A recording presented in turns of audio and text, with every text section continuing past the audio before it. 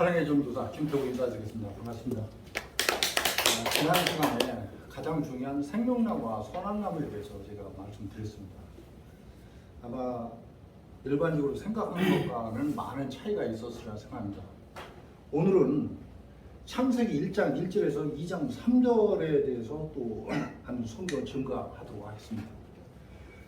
이것조차도 모르기 때문에 육적으로 사람의 생각으로 철학이나 인학이나 불경으로 이렇게 푸는 사람들이 있어요. 이건 큰 하나님께 죄를 짓는 겁니다. 그래서 오늘은 좀 더 자세히 알기 쉽게 창세기 1장을 좀 풀어드리도록 하겠습니다. 창세기 1장은 지금부터 약 3,500년 전에 모세가 천지창조의 설계도를 기록한 겁니다. 자연계 이치를 빗대어서 영적 창조예요. 영적 창조. 창세기 1장 1절에서 2장 3절까지가 과일로 말하면 씨앗에 해당됩니다. 그래서 창세기 2장 4절에 보면 천지의 창조인 대략이 이러하니라 하면서 여기서부터 시작되는데 거기서부터 유다서까지가 나무에 해당됩니다. 요한계시록이 열매에 해당됩니다. 그 요한계시록을 내가 온전히 깨달아야 창세기 1장 1에서 2장 3절까지가 풀어지게 됩니다. 그렇기 때문에 오늘 제가 드리는 말씀 귀담아 좀 들었으면 좋겠습니다. 먼저 창세기 1장 1절에 태초에 하나님이 천지를 창조하시니라. 항시 하나님은 두 가지식으로 미리 답을 내놓고 그 이후에 설명을 해나갔습니다. 이사야도 그렇고 에레미야도 그렇고 모든 게 요한계시록도 그렇고 앞에 두 가지식으로 먼저 답을 내놓고 풀어나갔어요. 이 얘기는 태초에 하나님이 천지를 창조하신이라는 것은 계시록을 보니까 새하늘 새 땅을 창조하실 것을 예언하신 겁니다.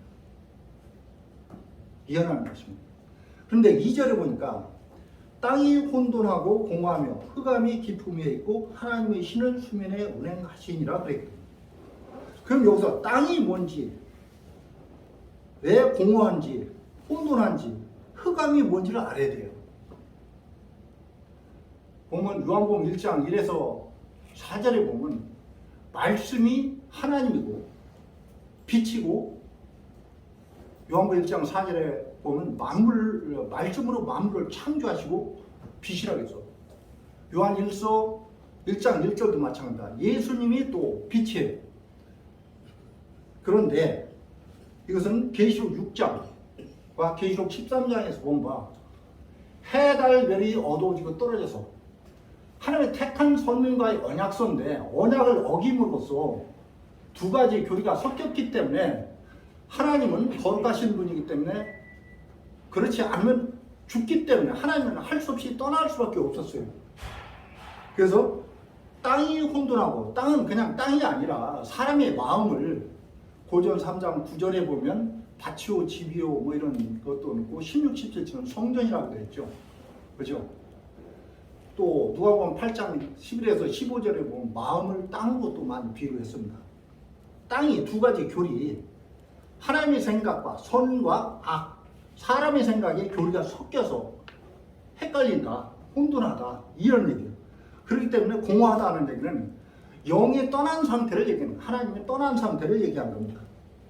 그러다 보면 흑암이 깊음이 있고, 낮과 성경에 보면 낮과 밤이 나오죠. 빛의 아들, 낮의 아들이 나오죠.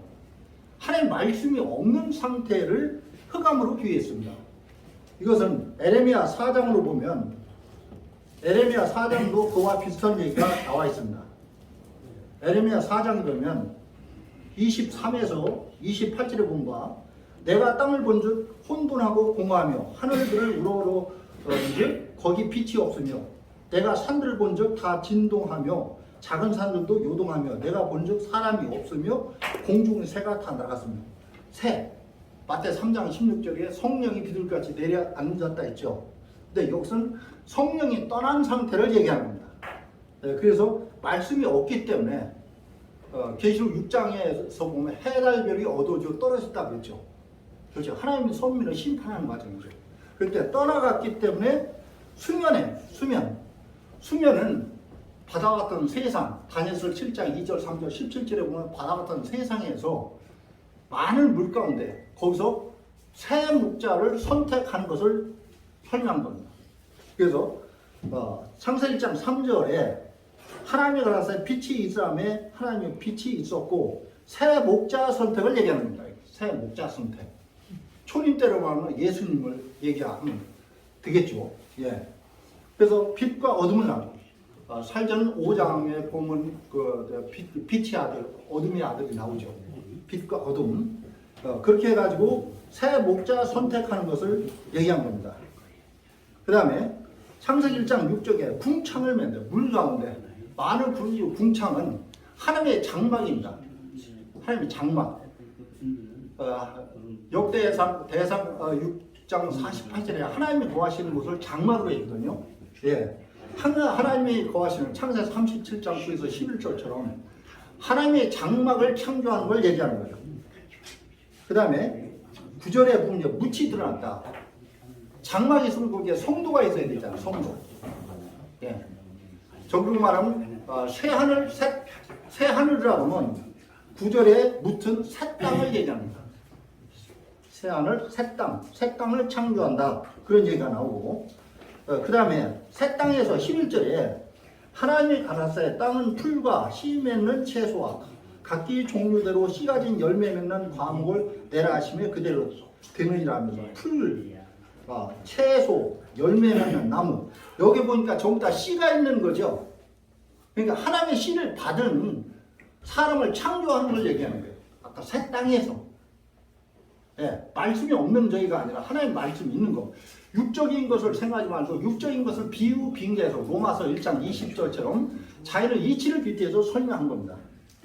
그 다음에 넷째 날에 징조와 사시와 일조와 연한을 이루고 큰 광명으로 낮을 주관하고 작은 광명으로 밤을 주관하고 별들을 주관하고 쉽게 해서 해달별을 창조하는 겁니다. 이게 육적으로 생각하면 창세기에 어떻게 빛이 없었는데 해가 없었는데 어떻게 아까 과목 같은 거 내고 합니까? 앞뒤에 맞지가 않죠. 예, 그렇게 보시면 돼요. 그래서 이것은 만물 창조를 얘기한 겁니다. 하나님 만물 창조지에서 조직 구성에서 창세기 2장 7절, 8절, 9절에 보면 에덴 동산을 창설을 하신다 했죠. 지난번에. 예, 그와 같이 하나님의 조직 구성을 얘기하는 겁니다. 그 다음에 그 물들이 나오죠. 넷째 날 다음에 20절에 하나님이 가라사대 물들은 생물을 번성하고 땅 위에 궁창하는 새가 나르라 그런 얘기가 나옵니다.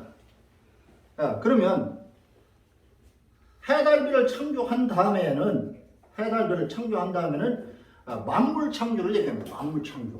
하나님의 조직 구성에서 아까 궁창과 새하늘과 새 땅을 창조했으면 거기서 물들이 많은 수를 생육, 번성, 충만, 번성, 다스림은 남자, 여자에서 이렇게 하는 게 아니라 성경에서는 12지파 창조예요.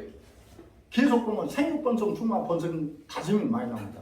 하나님은 언약을 어겼을 때는 배도한 선민을 이방으로서 치고서 거기 적은 씨, 미란데 보리석 때 적은 씨를 택해서 거기서 생육, 다시 전도해가지고 낳고 기르고 번성하고 충만한 수가 됐을 때 하나님 나라는 다시 정복해가지고 12지파를 회복하는 역사입니다. 네, 그 얘기를 한 겁니다. 그 다음에 26절에 보면 하나님이 가라사대 우리 형상을 따라 우리 모양대로 우리가 사람을 만들고 그로 말미암아 바다와 공기와 공중의 새와 육축과 온 땅과 땅에 기는 모든 것을 다스리게 하자. 그래서 하나님의 형상이 나오죠. 성경에서는 하나님의 형상대로 사람을 창조한 거예요. 그래서 하나님이 그 정의를 어디에 나오냐? 창세기 5장에 보면 아담 자손의 계보가 이러하니라 하는데 하나님이 사람을 창조하실 때에 하나님의 형상대로 지시되 남자와 여자를 창조하죠. 그리고 복을 주시고 사람을 일컬었어요. 그렇죠?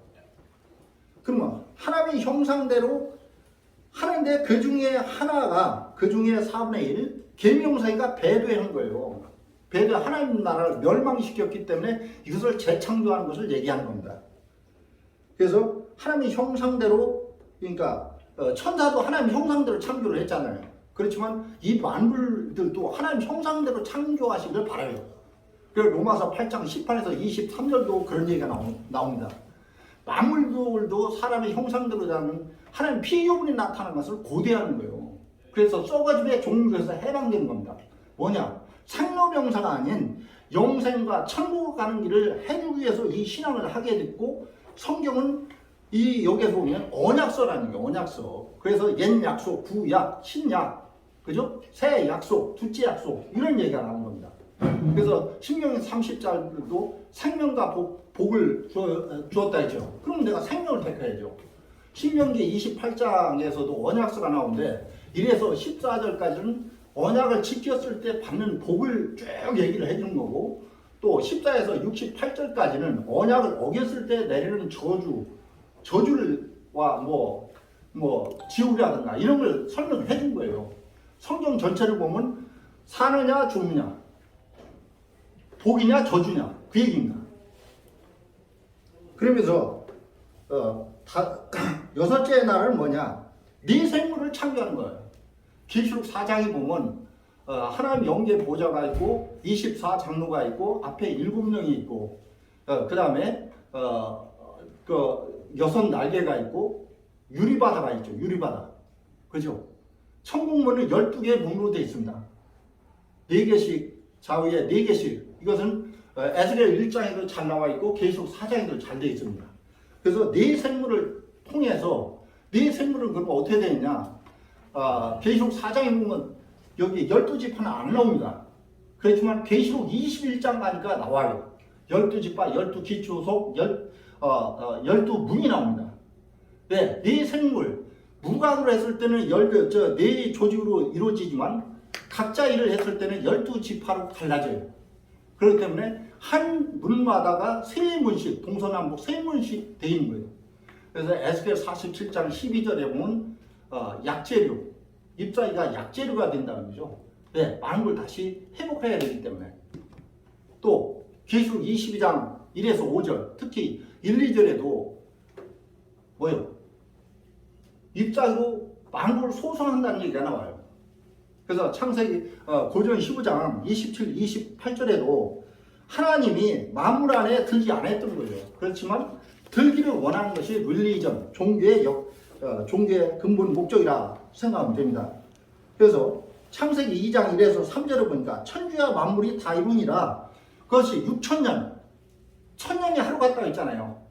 6일 창조를 한 다음에 마지막에 계시록 21장 6절, 계시록 21장 1에서 6절에 보면 내가 새하늘과 새 땅을 보니 처음 하늘과 처음 땅이 없어졌고 바다도 다시 있지 않더라 하면서 거룩한 성새 예루살렘이 사람들과 함께 있음에 사망도 애통하는 것도 복하는 것도 아픈 것이 다 있지 않더라 그러죠. 이사야 25장 6에서 8절은 뭐예요? 사망을 영원히 멸한다고 했습니다. 그러면서 거기서 안식일인 거예요. 하나님 나라가 다 완성됐기 때문에. 그렇기 때문에 우리는 이 신앙을 하려면 옳게 성경을 보고서 신앙 목적이 그냥 이게 자연적인 거, 그냥 일반적인 거, 사람 낳고 사는 그냥 이런 거 같으면 신앙할 필요도 없어요. 이런 데 나올 필요도 없어. 그냥 집에서 편히 살다 죽으면 되는 거예요. 그런 것이 아니기 때문에 우리는 신앙을 하려면 성경 옳게 알고 바로 알고 또 행함으로써 내가 천국과 영생의 소망에 들어갈 수 있다고 생각합니다. 이상 마치도록 하겠습니다. 감사합니다.